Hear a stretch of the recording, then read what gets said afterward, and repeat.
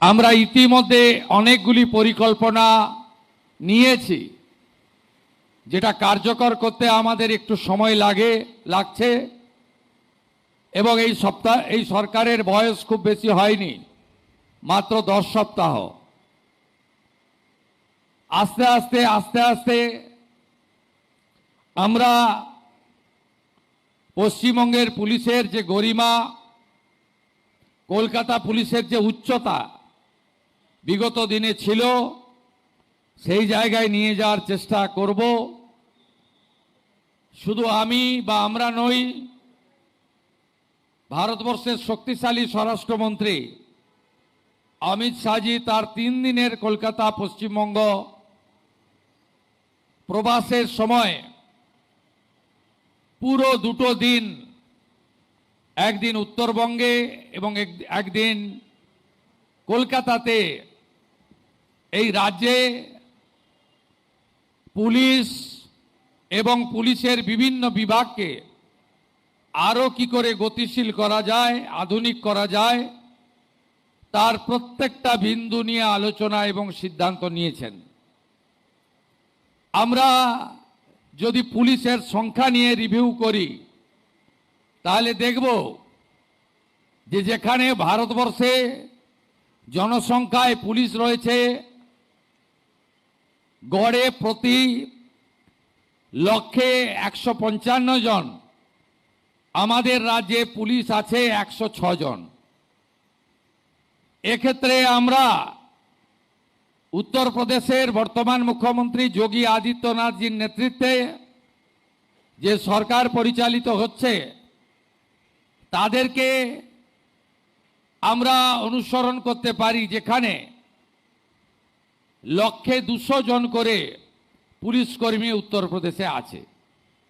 আগামী কয়েক বছর পর্যায়ক্রমে 1 লক্ষ নতুন পুলিশ কর্মী নিয়োগ হবে। ইতিমধ্যে 47,000 ভ্যাকেন্সি আমাদের মধ্যে আছে। আমরা ওবিসি যে জট, সেটা কাটিয়ে উঠতে পেরেছি বিধানসভার বিল এনে, এবং সুপ্রিম কোর্ট থেকে পশ্চিমবঙ্গ সরকার এক্সিট করে গেছে। আমাদের যে 14,000 পুলিশের কনস্টেবলরা ট্রেনিং নিয়ে বসে আছে কাজে যোগদান করার জন্য, তাদেরকে আমরা আসন্ন দুর্গাপূজার আগেই কাজে লাগাতে পারবো, এই ব্যবস্থা আমরা করেছি। আমরা পুলিশ কর্মীদের আবাসন, পুলিশ কর্মীদের কর্মস্থল, যেখানে পুলিশের লোকেরা কমিউনিটিতে থাকে, তার কিচেন, অন্যান্য যে প্রাথমিক সুবিধাগুলি, তার জন্য আমরা ইতিমধ্যে নির্দেশিকা অর্থ বরাদ্দ করার জন্য ব্যবস্থা নিয়েছি।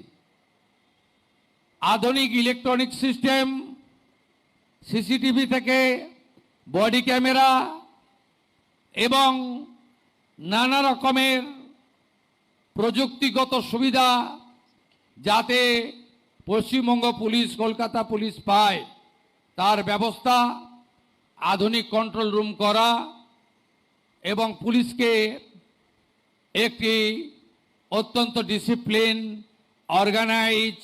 অর্গানাইজেশনে পরিণত করার ক্ষেত্রে আমাদের প্রয়াস আমরা এগিয়ে নিয়ে যাব। আপনারা অনেক পিছিয়ে আছেন মানে কর্মকুশলতায় নয়, দক্ষতায় নয়, অভিজ্ঞতায় নয়, একাগ্রতায় নয়, কর্মনিষ্ঠায় নয়। আপনারা পিছিয়ে আছেন পরিকাঠামোগত এবং সরকারের বিভিন্ন সাহায্যের ক্ষেত্রে। আমি মাননীয় ডিজিপি সাহেবকে বলেছিলাম, আপনাদের গাড়িগুলোর ইন্স্যুরেন্স থাকে না, অ্যাক্সিডেন্ট হলে পথচারী হোক, পুলিশ কর্মী হোক, কোনো ইন্স্যুরেন্স বেনিফিট পায় না। তিনি বললেন যে স্যার মিনিমাম 1 বছর লাগবে। সব গাড়িরই একই অবস্থা, সব 15 বছর পেরিয়ে গেছে। তা আমরা ধীরে ধীরে 4,000 পুলিশের গাড়ি আছে, আমরা পর্যায়ক্রমে পরিবর্তন করব এবং আধুনিক যানবাহনের ব্যবস্থা করব। পুলিশের দক্ষতা আরও বাড়ানোর জন্য গুজরাটের রক্সা ইউনিভার্সিটির সঙ্গে এগ্রিমেন্ট, ওখানে টিম পাঠানো, এরপরে মাননীয় কেন্দ্রীয় স্বরাষ্ট্রমন্ত্রীর বিশেষ উৎসাহে আমাদের আসামের তেজগাঁওয়ে বিএসএফের যে পুলিশ ট্রেনিং ইনস্টিটিউট রয়েছে সেখানেও আমরা ফেজ ওয়াইজ পাঠাবো আপনাদের নতুন নতুন ইনোভেটিভ আইডিয়া এবং ইত্যাদি জানার জন্য।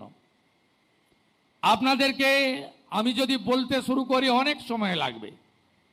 এখানে এসআইএ গঠন করার, এনআইএর মতো এসআইএ গঠন করার সিদ্ধান্ত হয়েছে, আধুনিক পরিকাঠামো তৈরির সিদ্ধান্ত হয়েছে এবং আধুনিক আপনাদের অস্ত্র থেকে শুরু করে আধুনিক নানা জিনিসপত্র থেকে শুরু করে ভারতীয় ন্যায় সংহিতার সমস্ত ধারা উপধারা এবং সুপ্রিম কোর্ট, হাইকোর্ট, মানবাধিকার কমিশন, এসসি/এসটি কমিশন, আপনাদের বিভিন্ন গাইডলাইন সম্পর্কে আমরা আরও সুশিক্ষিত, প্রশিক্ষিত এবং জ্ঞানার্জনের জন্য নানা উদ্যোগ গ্রহণ করেছি। আমরা মহিলা পুলিশ কর্মীদের তাদের বাড়ির কাছাকাছি পোস্টিং, অর্থাৎ কনস্টেবলদের জেলায়, অফিসারদের পার্শ্ববর্তী জেলাতে যাতে পোস্টিং পায় তার জন্য আমি হোম সেক্রেটারি মহোদয়াকে বলেছি, ডিজিপি সিপিকে আমি বলেছি। আমরা 15 বছরের অধিক যারা পুলিশ কর্মী বাড়ির বাইরে এতগুলো বছর দিলেন এই রাজ্যের জন্য, সমাজের জন্য, তাদেরকে যাতে জেলায় ফিরিয়ে আনা যায় তার জন্য আমি বলেছি ওয়ার্কআউট করতে। পুলিশ আবাসনের ক্ষেত্রে নতুন নতুন সুযোগ ব্যবহার, যে আবাসনগুলি আছে জল পড়ে এক একটা, কদিন আগেই আপনাদের এখানে কলকাতারই একটি পুলিশ আবাসনের ভিডিও আমার পুলিশ কর্মী পাঠিয়েছিলেন। অন্য সরকার হলে ওটা দেখে আপনাকে সাসপেন্ড করত, আর ওটা দেখার পরে আমি সিপি কলকাতাকে, ওটা সম্ভবত রাজ্য পুলিশের ডিজিপি সাহেবকে পাঠিয়ে বললাম ইমিডিয়েট সারানোর ব্যবস্থা করতে হবে। এটা যদি অন্য সরকারের সময় পাঠাতেন সাসপেন্ড করত, বলল ডিসিপ্লিন সংগঠন, ফেসবুক করে দিতে পারেন না। আপনাদের থানাগুলোর অবস্থাও কঠিন। 552টা থানা রয়েছে, অধিকাংশ থানায় বিল্ডিং নেই, অধিকাংশ থানায় ওখানে পুলিশ ব্যারাক নেই, মিনিমাম পরিশ্রুত পানীয় জল, আলো, একটু শারীরিক কসরত করার জন্য জায়গা, মাঠ, জিম, যেগুলো মিনিমাম লাগে কোনো ব্যবস্থাই নেই। আমি ধন্যবাদ জানাবো কেন্দ্রীয় স্বরাষ্ট্রমন্ত্রীকে। আমরা 120টা থানাকে আপগ্রেড করার জন্য প্রস্তাব দিয়েছিলাম। স্বরাষ্ট্রমন্ত্রী কেন্দ্রীয় স্বরাষ্ট্র সচিবকে বলেছেন যে আরও বেশি সংখ্যক পাঠাও। আমরা তো 250-300 পাঠানোর ব্যবস্থা নিচ্ছি, যাতে ভারত সরকারের সাহায্য নিয়ে আমরা আরও বেশি করে আমাদের পরিকাঠামোগুলো তৈরি করতে পারি। পুলিশ কর্মচারীদের শুধু কর্মসংস্থান নয়, শূন্যপদ পূরণ নয়, অর্থনৈতিক অবস্থাও অত্যন্ত খারাপ। কারণ আপনারা গোটা ভারত যখন 6th পে কমিশন পেয়ে গেছে, আপনারা তখন 7th পে কমিশনেই আপনারা পাননি, 7th পে কমিশনেই পাননি। আমরা 7th পে কমিশন তৈরি করে দিয়েছি। আগামী কয়েক মাসের মধ্যে রিপোর্ট এসে গেলে 7th পে কমিশনও কার্যকর করে দেব। কারণ বহু রাজ্যে এবং কেন্দ্রীয় সরকারে 8th পে কমিশনের কমিটি তৈরি হয়ে গেছে। আপনাদের সঙ্গে আইপিএসদের কথা বলছি না, ওরা সেন্ট্রাল স্কেলে বেতন পায়, ডিএ পায়, তার নিচে যারা আছে আপনাদের কথা ভাবা হয়নি। ভারত সরকারের সঙ্গে 42% ডিএ গ্যাপ ছিল।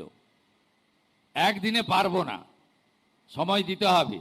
বাজেটে ঘোষণা হয়েছে 20% ডিএ অক্টোবর মাসে পাবেন, এবং আমি অর্থ সচিবকে বলেছি, অর্থমন্ত্রীকে বলেছি যে পুজোর মাসে, পুজোর আগে অক্টোবরের বেতন দিতে এবং 20% অ্যাডিশনাল দিতে।